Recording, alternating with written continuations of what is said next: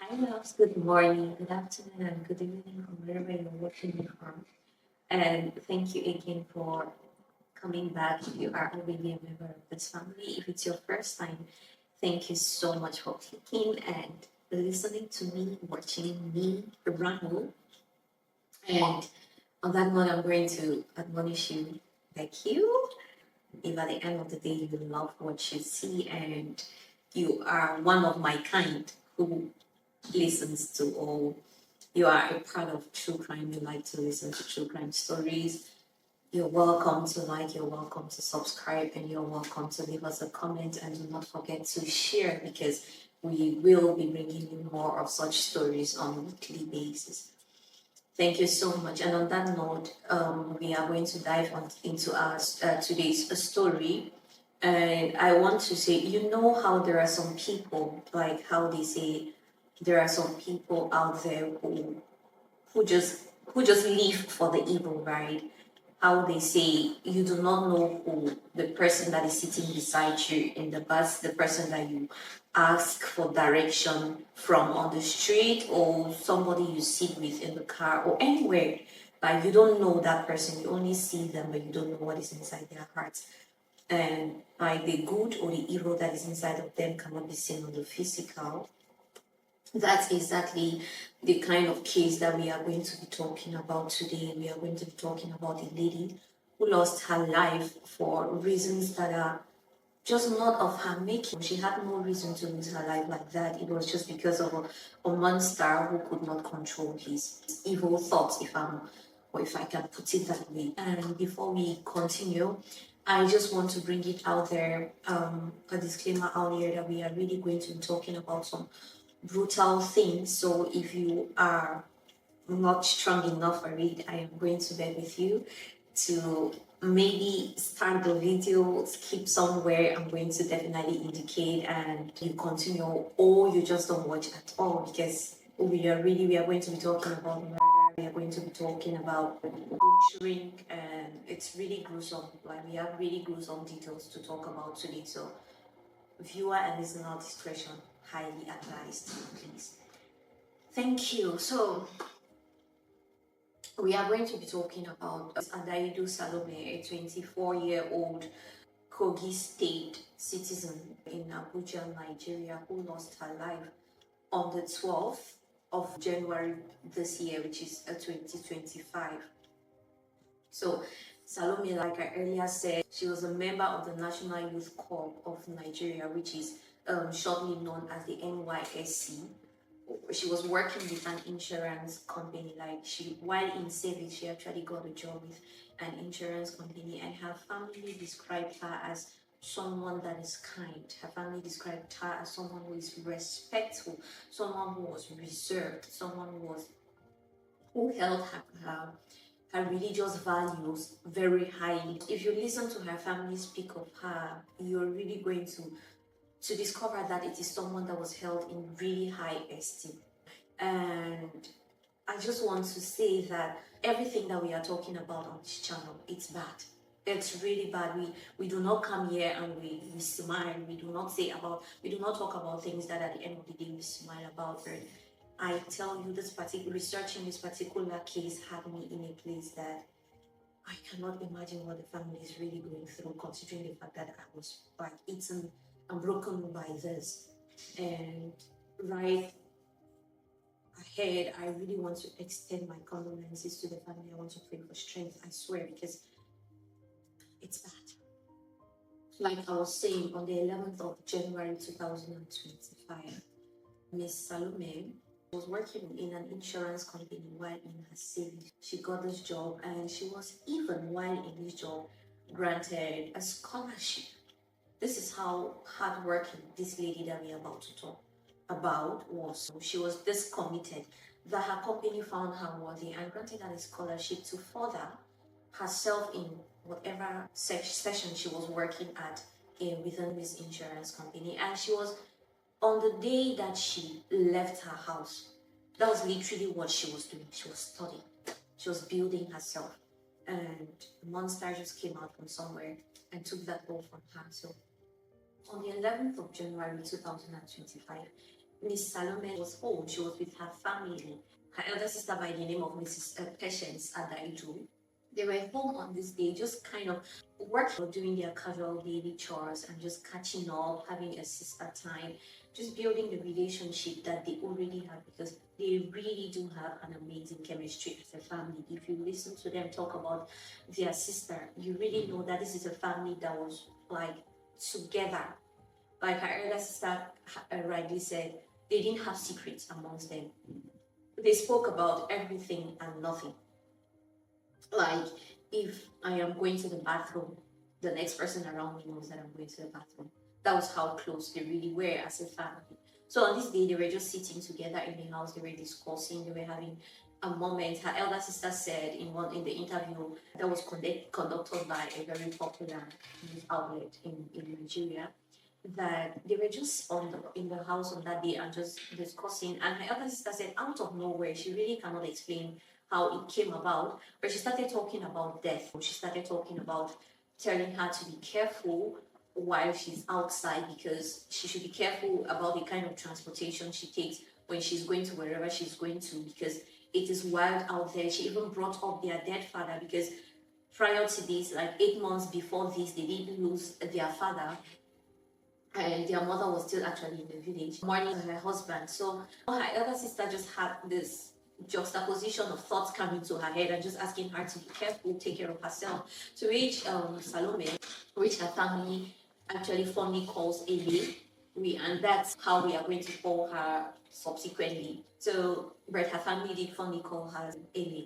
So her sister was like, do not take transportation that you feel it's dangerous. And she rightly said, of course, I do not just take smaller vehicles. I try to sort out public transport that has really many people in it just for safety reasons. And they were just having this conversation, just having this time, or just bonding. And then while they were doing this, her elder sister said her friend came in and she was concentrating with her friend. And then Salome said she wanted to go out to meet her boyfriend by the name of one Maxwell. So she went inside, started dressing up, changing up her dresses. You know us women, right? So she changed, she would wear one, she changes into another, and that's just her personality. She was one person that loved to play with herself, just carry herself the way she wanted. So she kept on changing and trying to fit into the attire that she would feel the most comfortable in on that day. And she finally decided for what to wear, and then came out and told her elder sister that she's ready and she's going out. So like they just had that evening. She left and everything was fine. They just were around the house, just having a moment with other siblings. And then later in the evening, they kind of like, okay, she's not back. Strange, but she's a big girl. She's 24 years old, remember? So she'll definitely turn out when time comes. And then it was bizarre because then the next day, they woke up in the morning and they were just kind of busy having their day, going through their day and just doing what they could do. And then it came now to her sister, her elder sister, Mrs. Patient's mind that she's not seen her junior sister since morning. And she also needed something. She said she needed like a bag to put her things inside to go back to her own house. And then she tried to ask from her other siblings, like, how could I see anyway? She should be back because they said she was the assistant leader for their home cell in their church. So it was a day that on a normal base, and they should be back to get ready for church and all of that. Salome was nowhere to be seen. So her sister got worried. She kind of tried to find out around, but then they said anyway she went to see her boyfriend, so she should definitely be safe. And then she just kind of shocked it away. Really did not take it as something that was worrying. She got herself ready and left the family house to go to her own house.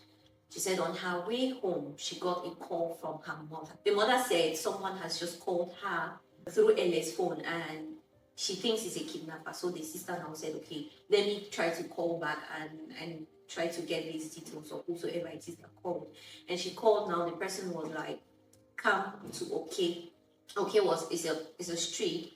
It's like a center in Abuja. So the person said, come to this place and there is something really urgent. You should by every means come as soon as possible.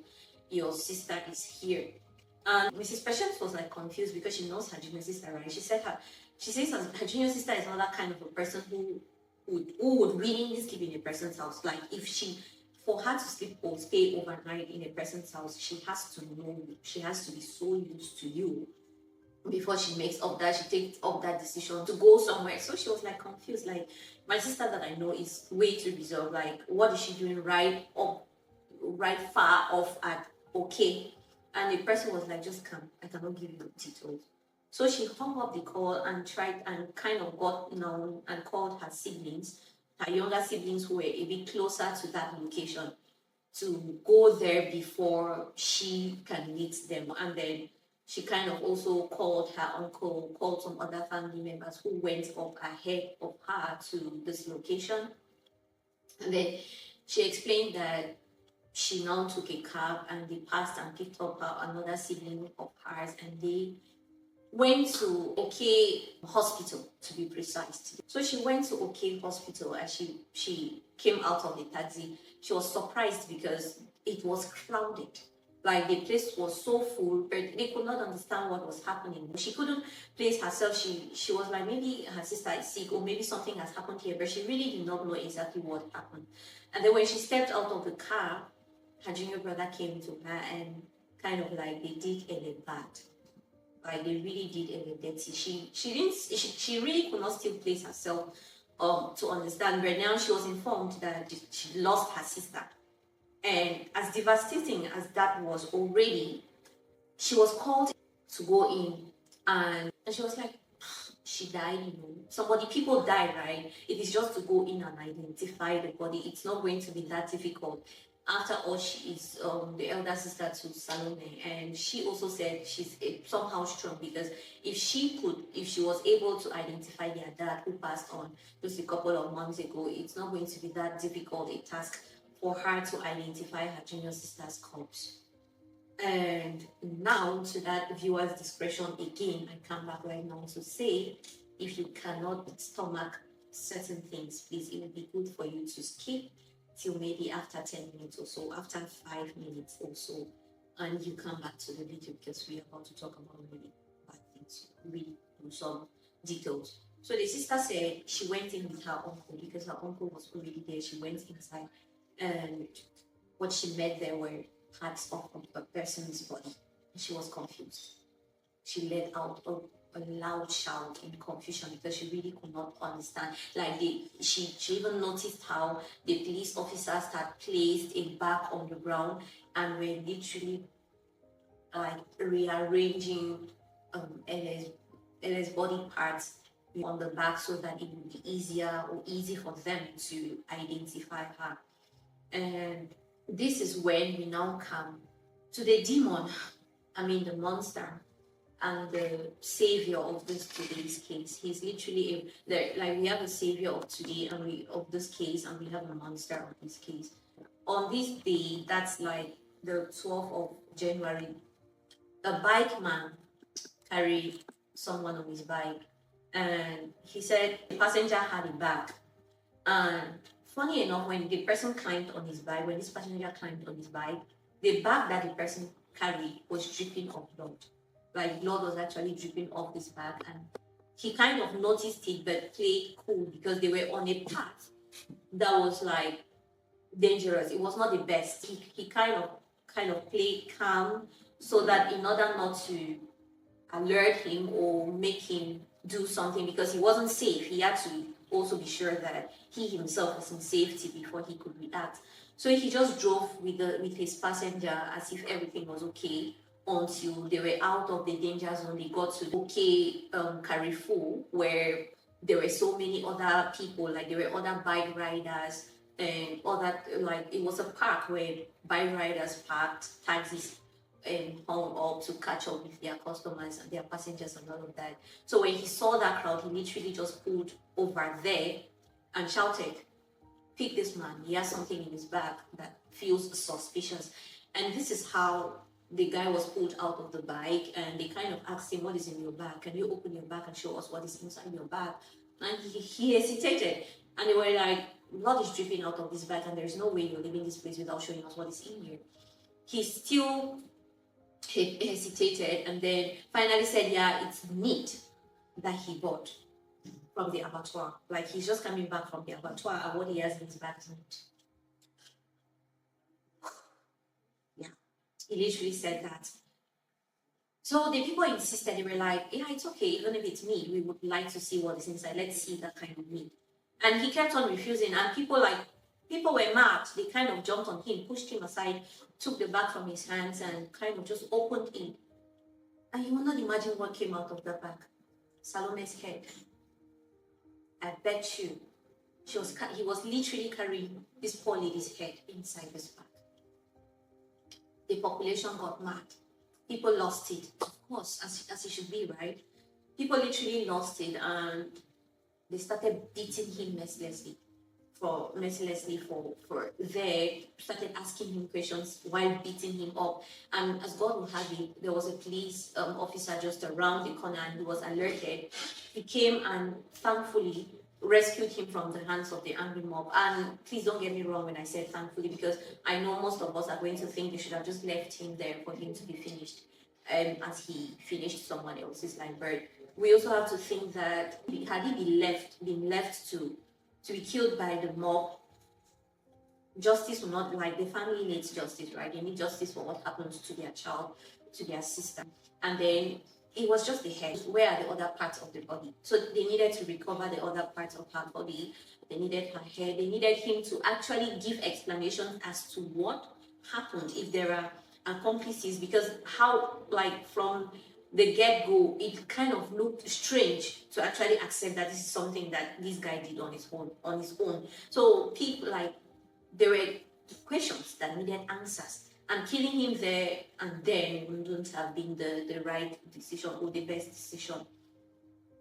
So thankfully the police took him out of the hands of this angry mob, and as the police took him out of the angry mob, they pulled him. They said he should go and show his house or wherever he committed the crime, so the rest of Salome's body can be recovered. And he refused. He claimed that he cannot remember that kind of thing. And he was pushed. He took them to where his house, like the location, the quarter where his house was. And neighbors actually saw him, and even children actually saw him and recognized him. And they said, like, they kind of pointed to where he lived. So they went to his apartment, and that was the crime scene. It was explained that in his apartment they could see knives, like they met knives, which was like the equipment that he used to carry out this some grotesque act. Yeah, they met knife. There was a bowl, a plastic bowl, which I think that's where he kind of, like, it's crazy. I swear, if you listen to the details of, it's crazy. It's bad. They saw bowls. The sister said they met in his house. There were tomatoes. There was drugs in his apartment, and he did commit this crime in his bathroom, in his toilet, actually. And it was, I don't know what is more monster material than this, but this guy literally, after murdering this girl, after butchering this girl, he literally washed the body. The parts, excuse me, he cleaned them up and kind of placed them as if they were, let me save you guys those details. Yeah, but it was that bad. It was bad. So they now took him from there, and they went with him from the hospital to treat his wounds, the wounds that he got from the beatings.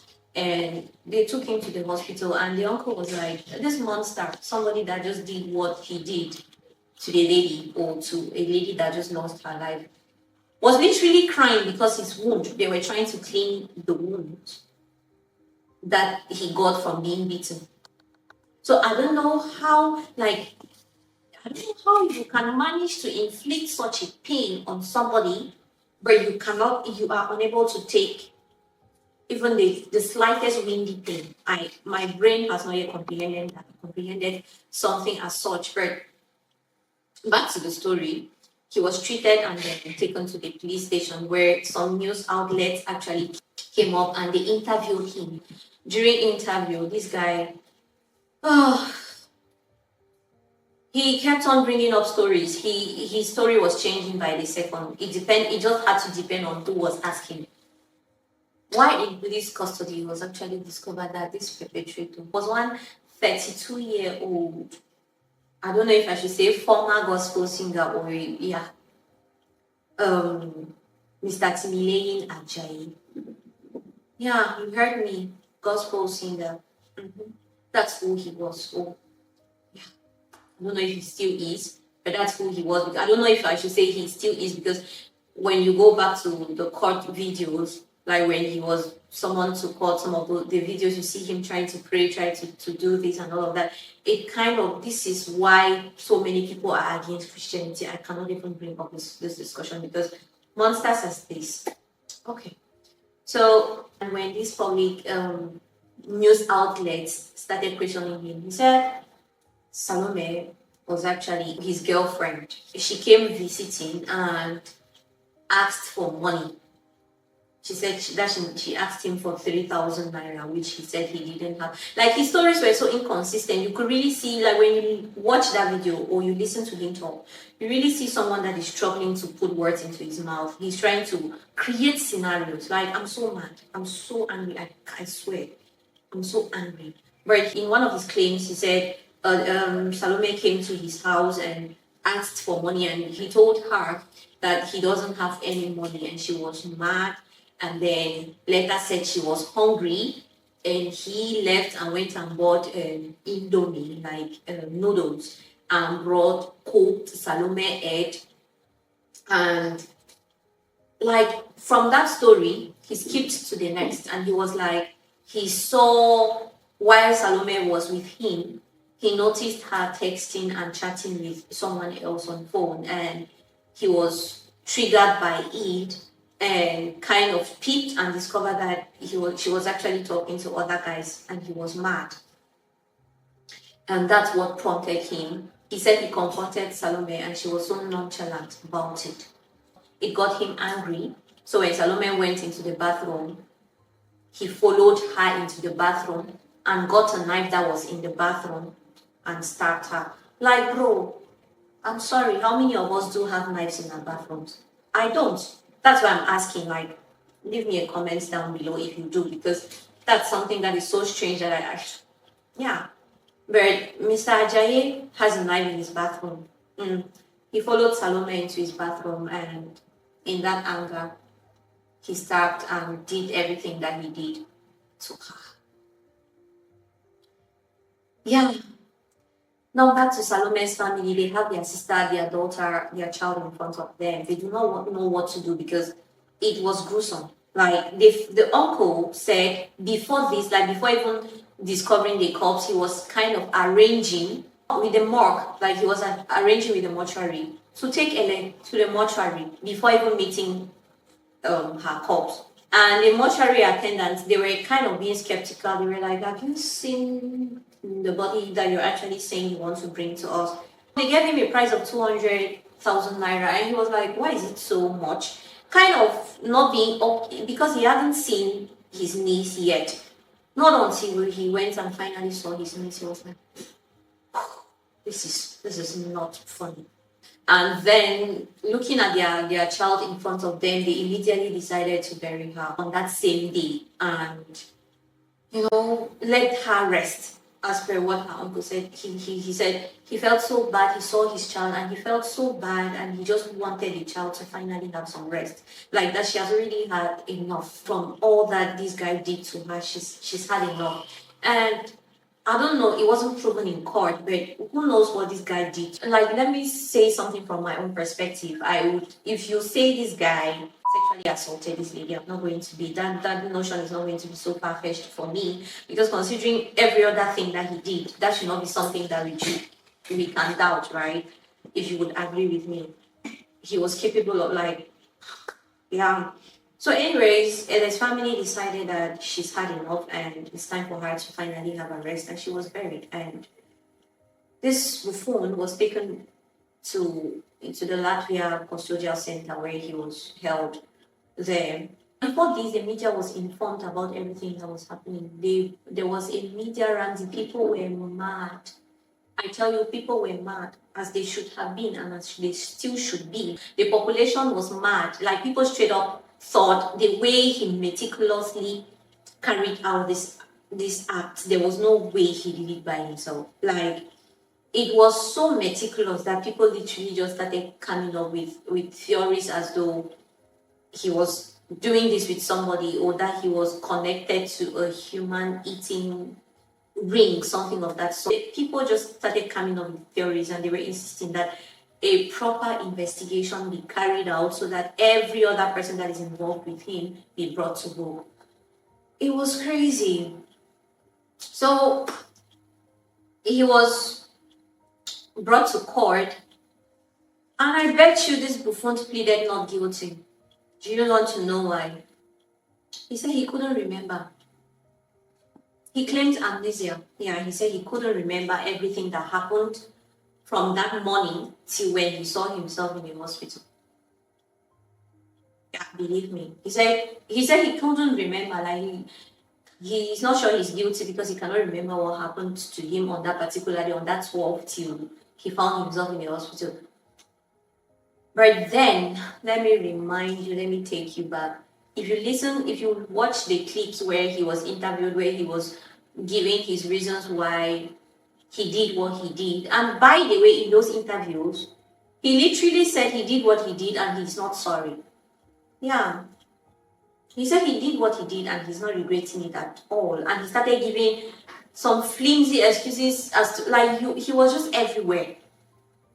Yeah. So if you can remember, during those interviews, you could see plasters around him, which means he was already out of the hospital already before he was giving those confessions. So I don't know who he was trying to fool by saying that he couldn't remember what happened or from morning up to when he went to the hospital, because his confessions actually came after his hospital trip. So I just believe his lawyers didn't, like, there was overwhelming evidence that his lawyers didn't really know how to defend him, so they just decided to, okay, let's just do anything, like, to just bury the name that we've defended him. That's my thought anyway, because the evidence was there, like, it was clear he did it. What do they want to say? So he claimed amnesia. He said he couldn't remember anything that happened. And at court, he was actually charged with first-degree murder, actually. And during sentencing, he was found guilty and sentenced to death by hanging. Yeah, like I said, at trial, during some court sittings, you would see him praying and kind of actually acting as if he's so in the spirit.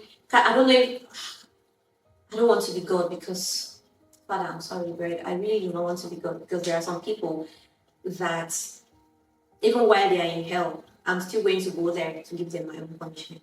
Yeah, and this guy is one of them. So he was charged for a single count of culpable homicide, to which he pleaded not guilty for reasons of insanity. But at court, he was found guilty and he was sentenced to death by hanging. But now he has up to 3 months to appeal his decision. Yeah, if not, if he doesn't do so, that judgment will be upheld, and a date for his sentencing, to carry out his sentence, will be planned. And before his trial, news houses actually kind of interviewed his parents, and they were kind of trying to ask their opinions, like, what do you guys think about what your child did? The mother was so remorseful, like, in this thing, right, the victims are many. These buffoons go around doing these things. Sometimes they get they actually get the easiest way out. Because for him, if he's sentenced to death, he's already gone.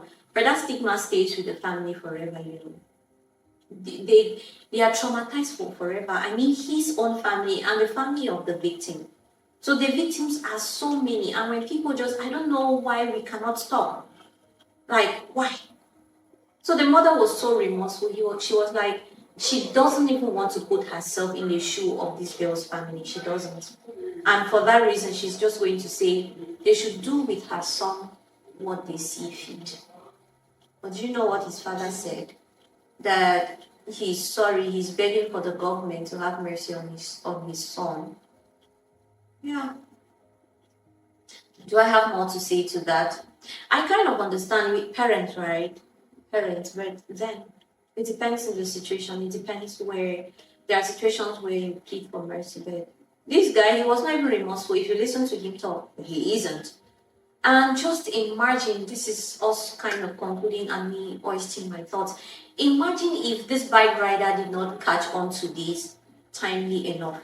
Maxwell would have gone down for it.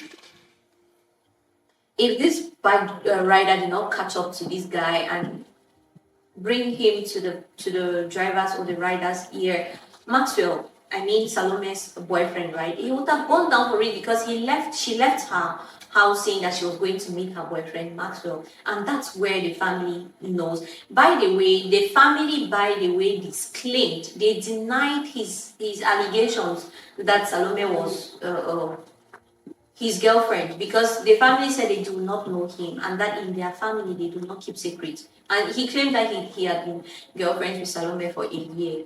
That was not true because the family said they do not know him. That was the first time, like seeing him in front of that police station was the first time that family ever met him. Even the fact that he's a gospel musician, they don't know him. They've never ever seen him, even as a musician. Not until that day when he did what he did to their daughter. So there was nothing linking him to Salome. There is absolutely no reason.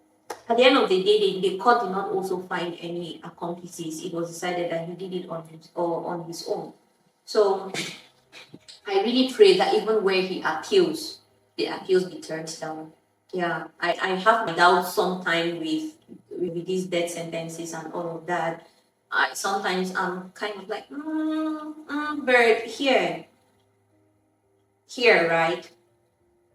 And Salome's family actually came up and they were like, they spoke with the media. The uncle was like, he's so happy with the result of the court because he fought for it. He was fighting for it in order to keep other people safe. Because if someone like this is left out in the society is broken. Like, their child Salome is not going to be the only victim at the end of the day. So that's why he fought the battle so that he goes. And he said he was still going to keep fighting till the day this monster is completely taken out of the public's eye. Yeah.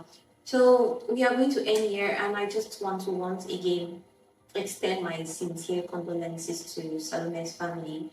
She was an amazing person. While researching her family, we describe her as sunshine, basically. And you guys should just keep fighting. And by the way, I wanted to even also talk about Salome's mother. The family actually explained that they couldn't bring themselves to explain things to Salome's mother because, by the way, this happened. I want to say this is it's sad, but it's a blessing in disguise because the mother was not present. She didn't, this guy, the mother did not even have the opportunity to see her daughter's corpse because when it happened, she was in the village mourning her husband and she had to be called back to camp for this. So she only came, and then now the family started telling her, explaining everything. Even they were explaining it to her in bits because she was not even she was not the healthiest. So they had to take their time to bring it, upload it to her on gradual paces so that it doesn't break her. And my God, how do you even do that to a person? So I really pray that this family finds strength. So this is our today's case. I don't know what your thoughts are. Do you actually also think like me that this monster should be kept out of the earth, basically forever? Or you are also on the other side and maybe he might change, they should give him the benefit of the doubt? Let's hear your thoughts down in the comments. Remember to take care of yourself, remember to be safe, and remember that to be careful of that person that is sitting beside you in the bus, because Salome did not know this buffoon before. Like, till today, nothing has been established that connected them together. So you don't know who you're talking to. I'm not asking you to become a freak and being paranoid about everything, right? Please, with the way Earth is, if you can be a freak sometimes to save your life, be one. Thank you again so much for listening. Do not forget to like and do not forget to subscribe. Do not forget to leave us a comment, and we will be seeing you again really, really soon. Do have a blessed day. Bye-bye.